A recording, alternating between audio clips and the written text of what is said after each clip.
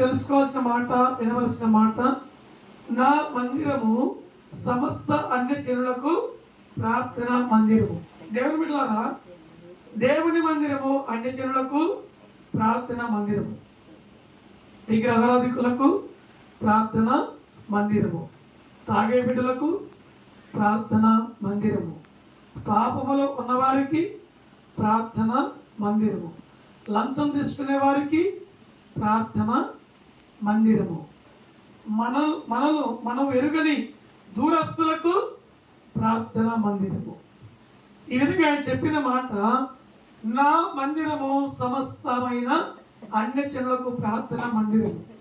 అంటే దేవుని బిడ్డలారా, ఈ రోజున ప్రభు నమ్ముకున్న బిడ్డలు, మందిరానికి వచ్చే బిడ్డలు, పాటలు పాడేటువంటి దేవుని బిడ్డలు, ఆరాధన జరిగించే దేవుని బిడ్డలు, వాక్యం చెప్పే సేవకులు, కన్నీళ్లు పెట్టి గ్రూపులుగా దేవుని సన్నిధిలో మోకరించి ప్రార్థన చేసే బిడ్డలు అందరూ పుట్టుకతోనే దేవుణ్ణి నమ్ముకోలేదు. వారిలో మనము పరిశీలన చేసి తెలుసుకుంటే 95% అన్య ప్రజల్లో నుంచి వచ్చిన దేవుని బిడ్డలే. అర్థమవుతున్నాయండి? అన్య ప్రజల్లో నుంచి వచ్చినటువంటి దేవుని బిడ్డలు. వారు మునుపు అన్యులు, ఇప్పుడైతే దేవుని బిడ్డలుగా మార్చబడ్డారు. మునుపు అవిశ్వాసులు, ఇప్పుడైతే విశ్వాసం కలిగి దేవునిలో ఎదుగుతూ ఉన్నారు. ఇప్పుడైతే దేవుని మందిరంలో మోకరించి ప్రార్థన చేస్తున్నారు. చేసేవాళ్ళు ఎవరయ్యా అంటే అందరూ అన్య ప్రజలే. 95% అన్య ప్రజలే దేవుని సన్నిధిలో ఉన్నారు. ఈ రోజున అనేక మంది సేవకులు వాక్యం అందించే వాళ్ళు అన్యులో నుంచి వచ్చిన వారే, విగ్రహారాధన చేసిన వారే, ఒకప్పుడు పాపంలో ఉన్నవారే, ఒకప్పుడు లోకంలో ఉన్నవారే, ఒకప్పుడు సారా తాగి చిందులేసిన వారే, ఒకప్పుడు అనేక మందితో తగాదులు గొడవలు పడిన వారే. ఈ రోజున అవన్నీ కూడా మానుకొని క్రీస్తు నిమిత్తము సమస్తము తీసివేసుకొని, క్రీస్తు నిమిత్తము గొప్ప నింద భాగ్యమని ఎలాగైతే మోషే చెప్పి, దేవుని బిడ్డలారా అర్థమవుతున్నాయా? క్రీస్తు నిమిత్తము నింద గొప్ప భాగ్యమని ఐగుప్తు సుఖభోగాలు విడిచి నా ప్రజలతో శ్రమ అనుభవించుటయే నాకు గొప్ప భాగ్యము, నాకు గొప్ప ధన్యత, నాకు గొప్ప మేలు అని ఆయన బిడ్డలతో శ్రమ అనుభవించిన వాడు మోషే.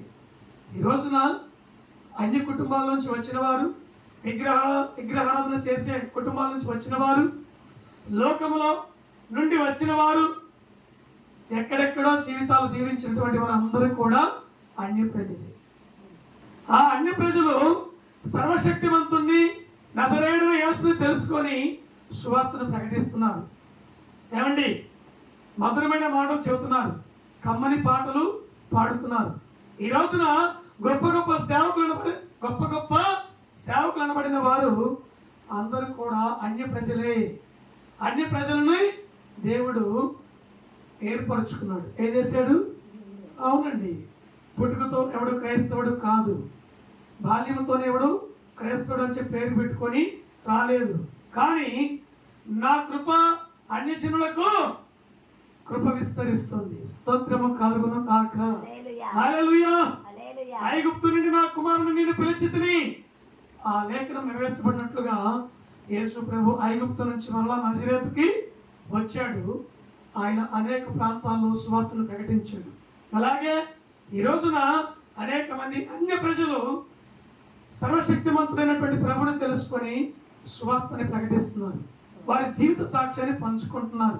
అమ్మలారా, అయ్యలారా, తండ్రులారా, ఇదిగో ఒకప్పుడు నా జీవితం ఇలాంటిది, ఒకప్పుడు నా బ్రతుకు ఇలాంటిది, ఒకప్పుడు ఘోరమైన నా బ్రతుకు, ఒకప్పుడు పందిలాంటి నా జీవితం, ఒకప్పుడు త్రాగుబోతున్న బ్రతుకు నా దేవుడు మార్చాడు.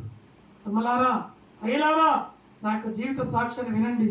దేవుడు గొప్పవాడు, ఆయన కృపామయుడు, నజరేయుడైన యేసు మృతులలో నుండి లేచిన సజీవుడు అని అనేకులకు దేవుని వాక్యాన్ని ప్రకటిస్తూ అనేకులను దేవుని యొక్క సన్నిధికి నడిపిస్తున్నారు, దేవుని వైపు నడిపిస్తున్నారు.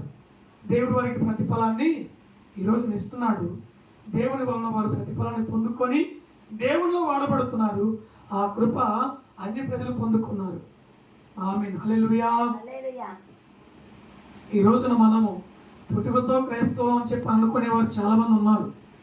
ఒక 5% ఉన్నారు. కానీ వారి జీవితాల్లోనికి వెళ్ళి చూస్తే సరైనటువంటి జీవితాలు కావు, మంచి బ్రతుకులు కావు. దేవుని బిడ్డలారా, పేర్లు అయితే బైబిల్లో ఉన్న పేర్లు ఉంటాయి, పేర్లు అయితే దైవ సంబంధమైన పేర్లే ఉంటాయి. కొన్ని క్రియలు దైవ సంబంధంగా జరిగిస్తారు, మరికొన్ని కార్యక్రమాలు లోక సంబంధంగా ఆచరిస్తారు. వాటిని ఎలా దేవుడు యాక్సెప్ట్ చేస్తాడు, ఎలా ప్రేమిస్తాడు, ఎలా కృప అనుగ్రహిస్తాడు, ఎలా తన అభిషేకంతో నింపుతాడు? లేదండి, విశ్వసించిన వానికే విశ్వాస పరిమాణము చొప్పున తన క్రియను తన పక్షాన జరిగించే దేవుడు. దేవుని నామానికి మహిమ. హల్లెలూయా. హల్లెలూయా. హల్లెలూయా.